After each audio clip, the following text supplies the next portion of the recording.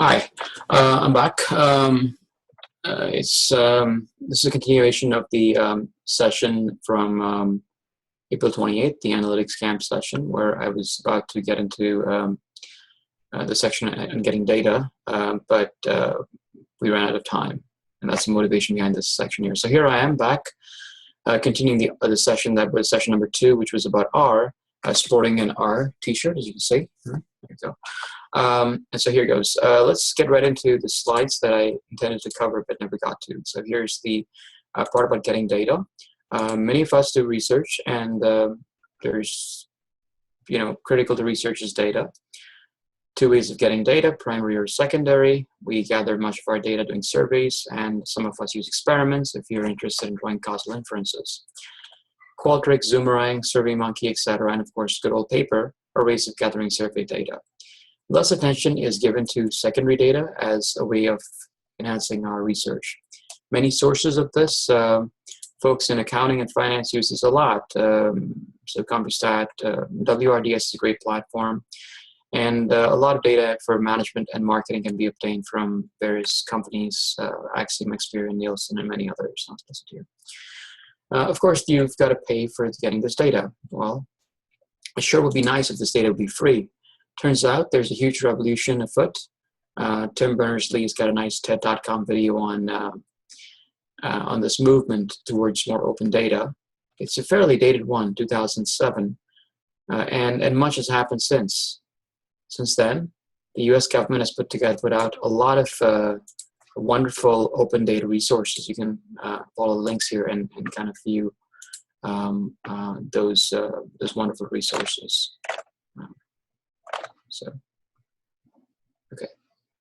So here's a page for the U.S. government with 155,000 open data sets being shared, made available to the world for free.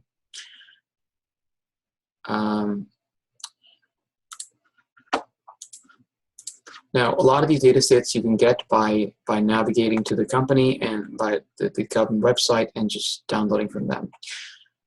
It's not just, of course, the U.S. government. It's even local government. So Open New York takes us to the open data resources for the state of New York, and New York City has its own open data resources under NYC Open Data, where you can get all sorts of data about, how many folks were walking a certain walkway, etc. How many, 911 calls were made, what time were they made, so on and so forth.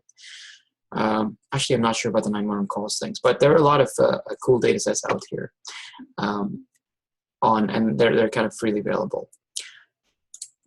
So the point is that you can get a lot of your data by just using these open resources. And turns out if it's not available, you could use Freedom of Information Act to get requested data and explore those wonderful data sources. Here's a nice visual of some data on New York City taxi information. A guy named Todd Schneider did this little cool thing where he decided to visualize a whole lot of New York City taxi data that was made available thanks to a FOIA request. Here it goes. So you can kind of see here billions of or millions of taxi records taken and visualized. You can see where pickups are happening, the lit up places, where drop-offs are happening. So if you're from Brooklyn or Queens, you know why you can't find a cab and why nobody wants to go there. Okay. Right, there's other data sources, of course, like the WHO, World Bank, and Google's a wonderful source too. I like Google a lot for this thing. And if you're ever looking for a data set, I recommend there's this cool blog out here. And there's a whole bunch of links out here of sources of free data out there. And so just click on one of these, and they have tons and tons of free data sets that you could explore. Of course, like the problem with free data is that it's hard to find one that's exactly right for you. So this was a data set I was trying to point to. You weren't being able to see earlier. So there's a lot of links out here to data sets that are really cool that you might find handy for your research. Google has a lot of resources as well, and so if you simply go to Google Trends, for example, and you can then learn about what's going on in the world of Google.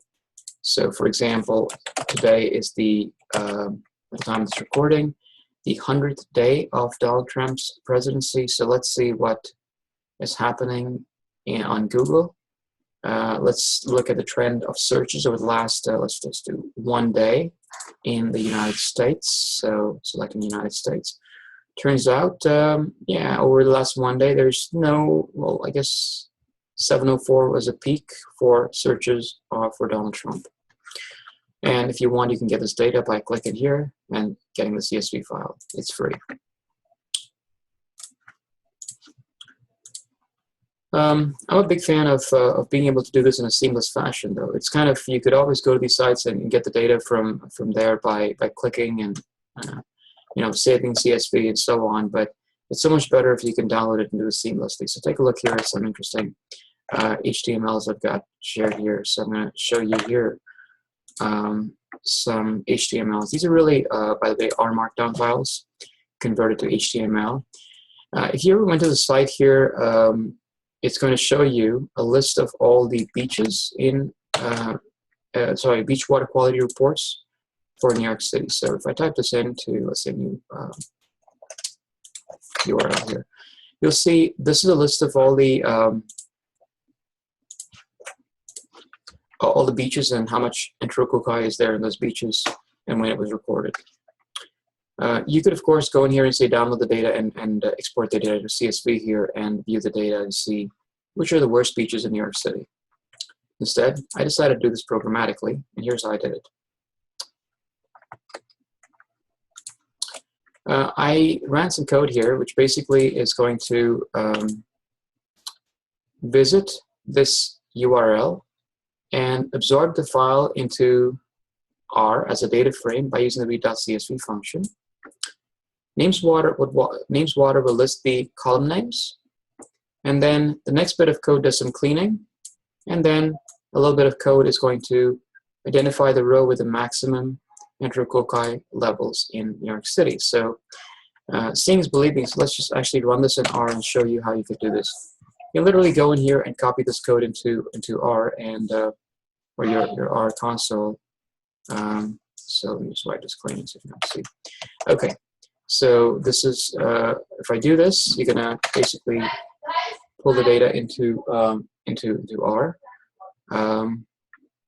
So data is coming now as a data frame, which is wonderful. Going back to the code here in the HTML, copy the next lines of code. So whatever's in the gray boxes typically being copied into R. And so going now into RStudio again, and you can kind of see I could now clean the data a little bit, and then go 4 lines of code, and we have the worst beach in New York City area by the beach water quality is Staten Island YMCA of Greater New York. See in the bottom of the console. Okay, okay, so that's a kind of a programmatic way. And so now that you get the idea of how this can be done, I'll kind of just stay on the HTML mode here. So for example, you could copy this block of code right out, and you could access New York City's demographics, information, and find out the zip code, for example, here with some criteria like, in this case, highest percentage of females. Being the father of 2 wonderful kids, boys, I figured I'll find out how common my kids' names are. And so State of New York makes this data available for free. So these lines of code are going to do a couple of things. They're going to access Open New York's website and pull in a file called, it's going to pull in this data into a data frame called data. We will also save this in the computer and call it baby.csv on the computer and mark the download date for the file. I'm using a library called dplyr here. So let me show this part to you, because this might be, if you're copying and pasting this code, this might create a problem for you. So R has a number of basic functions built into it, but sometimes you don't have all the infrastructure in base R. In those cases, you can supplement R's capabilities by installing a package. So running these lines of code that I've selected will then pull in the data set. And then if I were to, let me just do this actually. And while that's downloading, let me show you what you would do to install a package. So this line of code will install the dplyr package, which we're going to use to prep the data, right? I've already installed it on this machine, so I don't have to install it again, so I'm going to hash it out as a comment. I do have to call it, though. Library dplyr will call the dplyr package. Going back to the HTML, I'll pull in some more, pick up some more snippets of data of code from here. And so these lines of code will give us, we'll run some code, and I'll show you how this looks in R. So this will basically pull in, group all the names by the gender and first name of the child, and then count how many mentions there are and sum them. Then filter for males and sort. There it goes. Here we are, fresh data. There are 12,749 mentions of the name Michael, 11,310 Jacob. My kid's middle name, for the older son's middle name is Ethan, so that is a little bit of a bummer. It's not that uncommon. And the other one's middle name is Kyle. That seems like it's not that common anymore, which is a good thing. Okay, so you can of course do a whole lot of other things, like in this case, I went ahead and did some more stuff here. I was curious to know, well, if you break this down by year, what would you turn up with? And so copying those yearly. So if you were to run this code here, it's going to show you year by year the most popular names. Daniel, most popular in 2007, and so on. Ethan was the most popular in 2015. Maybe they took a cue from me because I named my son Ethan in 2010. Correction, me and my wife jointly named our son Ethan in 2010. So people are maybe copying us, and that's why they're naming the children Ethan, because he's so cool, of course. So moving on. So some cool stuff we can do here with getting free data. The key takeaway here is that you can connect to data and pull it in seamlessly, and that's what you want to be doing when you're dealing with a lot of data. APIs are another way of getting data. Now, APIs differ from these free data sources in the sense that APIs are a way you connect to a website. So, and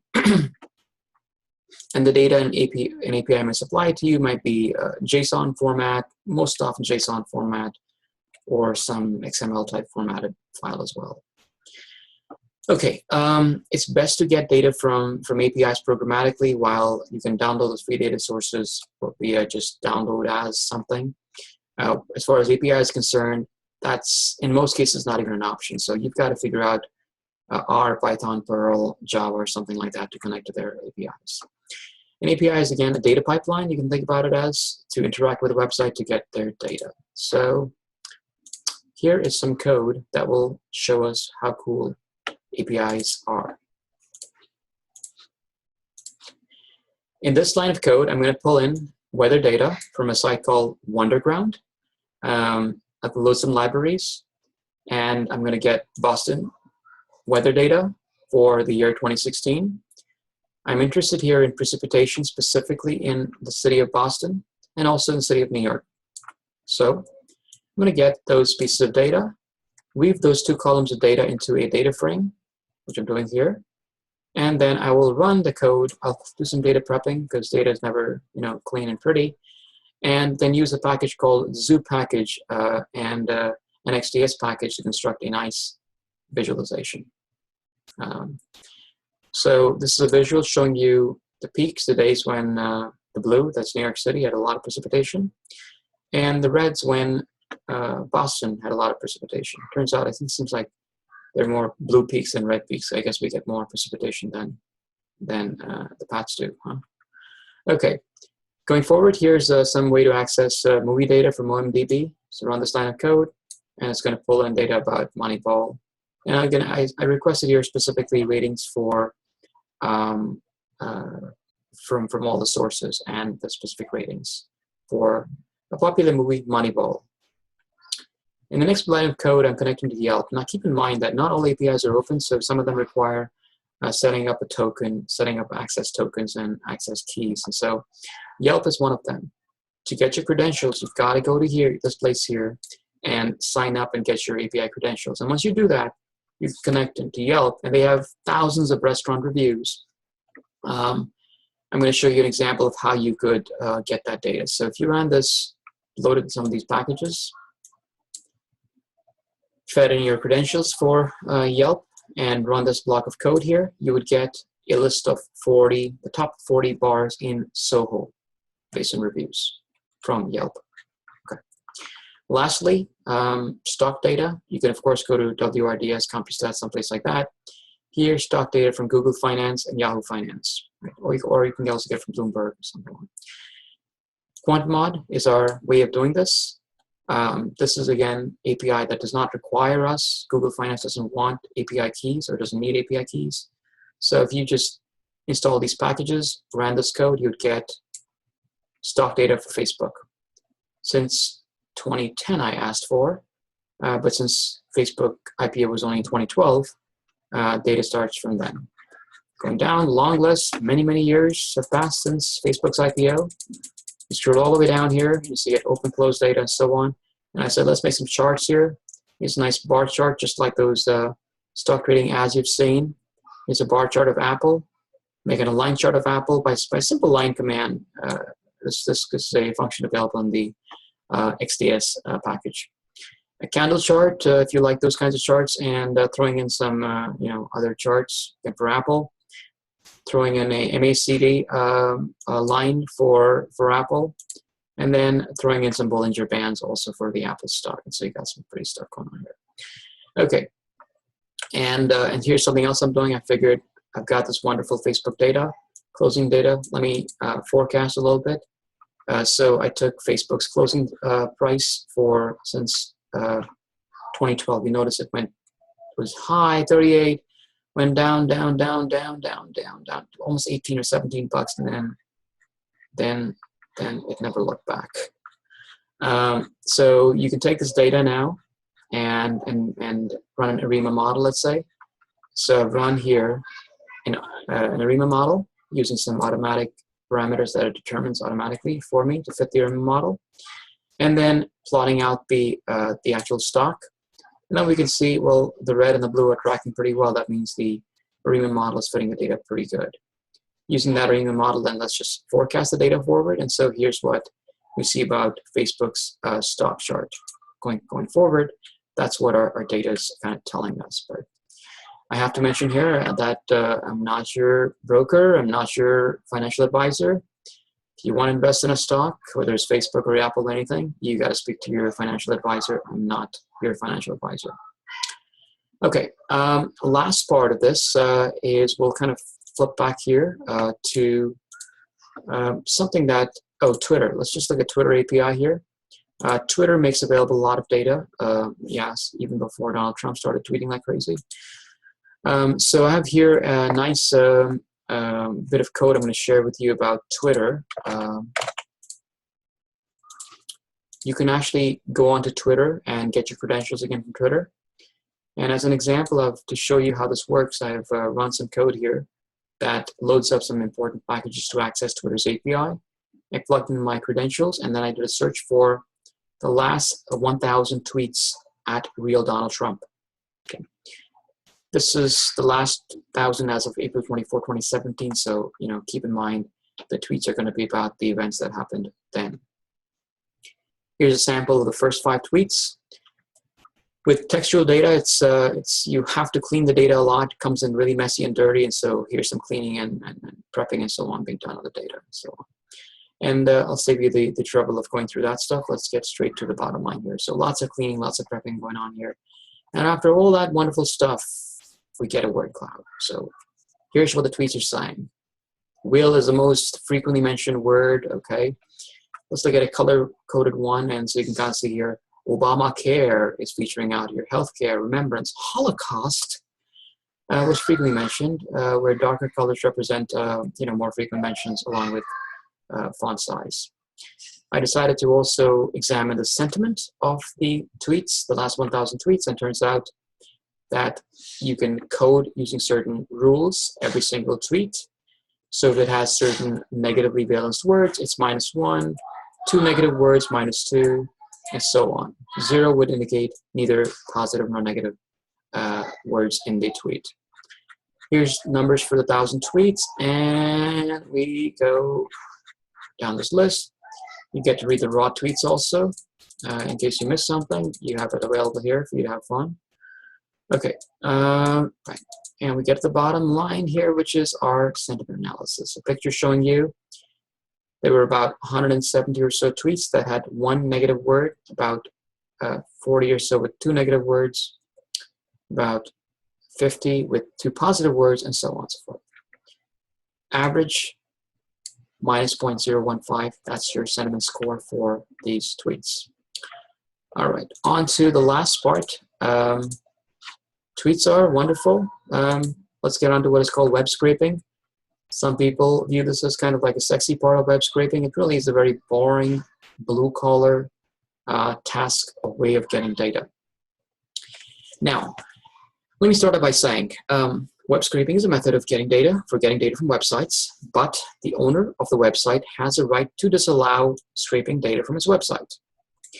Scraping a website that does not allow it is illegal. I do not endorse scraping from websites that do not allow it. It's your responsibility to review the terms of use agreement and determine for yourself the appropriateness of scraping. I am in no way responsible for the consequences of your decision to scrape a website.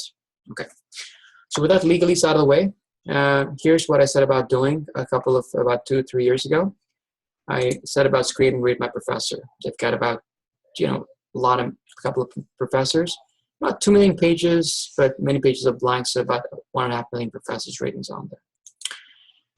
Here's how scraping works. You go to the page, you look behind the page at the HTML or XML, and then you access that XML and you find out where in that XML or HTML the information you're looking for lies. In this case, I would tell the R, look for a span class equal to school name. When you find that span class tag, extract the Pace University name. So I have to explain then to the software, could be R, could be Python, could be any other program like that, to systematically identify certain tags and then pull elements near those tags. Very painful task, by the way. Okay. Once you do it for one page, however, you can loop through to do it for a number of pages. That's the good part about this. Here's how one could do this for a site like Rate My Professor. Again, remember, I'm not endorsing doing this for Rate My Professor, and remember, Rate My Professor does not allow this to be done. So there's a package called RSelenium, which can allow you to show all reviews, to interact with the page, basically. Rate My Professor, if you've been there to the page, for a certain professor, only shows you 20 reviews of the professor. You want to see more reviews, you got to hit on the more in the bottom, and then it will open up more reviews. So RSelenium allows you to interact with the page, so it'll open up all the reviews, not just a handful of 20 reviews. XML package is handy to scrape. That means pull out select elements from the page systematically. Cleaning is a big issue whenever you have text data, so taking out things that gibberish, basically, or any entries, cleaning up white space, changing the structure of the data to make it usable for analysis. Once you've done that, you got to figure out a way to loop through 2.05 million pages. Keep in mind, when you loop through pages sequentially, any website admin or bot is going to know you're hitting the site 2.05 million times. It's going to block you. So this has to be done. So this hitting has got to be randomized so that you hit different pages. You don't go through sequentially as page 1, page 2, page 3, but go page 1, page 35, page 64, and so on. Kind of randomize the process. Random intervals helps because the bots on the sites are also monitoring hits from certain IPs. Hiding behind an IP anonymizer is a way of making sure the bot doesn't block you. So here's my story of what happened with RMP, Rate My Professor. Their terms of use agreement, which I had not read, said I could not scrape. So I emailed them, not a long, nice email, and they said, we don't give permission to use our data this way. And being a persistent person, I requested them again, this time with even more information about how I'd be analyzing the data and how it would benefit Rate My Professor. And they said, unfortunately, we cannot give you permission to scrape our data, and that was the end of my story to get data from Rate My Professor. I can never use Rate My Professor data for my research, and I can never publish any research using scraped data from Rate My Professor. So keep that in mind before you set about investing hours and hours, perhaps weeks of time to scrape a website. Make sure it's actually allowed and legal to do so. We don't want to be breaking any laws here. Okay. So in sum, to sum up here, there are a lot of ways of getting data from many sources. Many of them become more accessible and easier to work with if you can do so programmatically. R is one way of programmatically accessing free data resources, but not the only one. There's Python, there's many other, Perl, and so on. Many other platforms allow you to get data programmatically and automatically. Right. Hopefully this was helpful. Thank you for listening.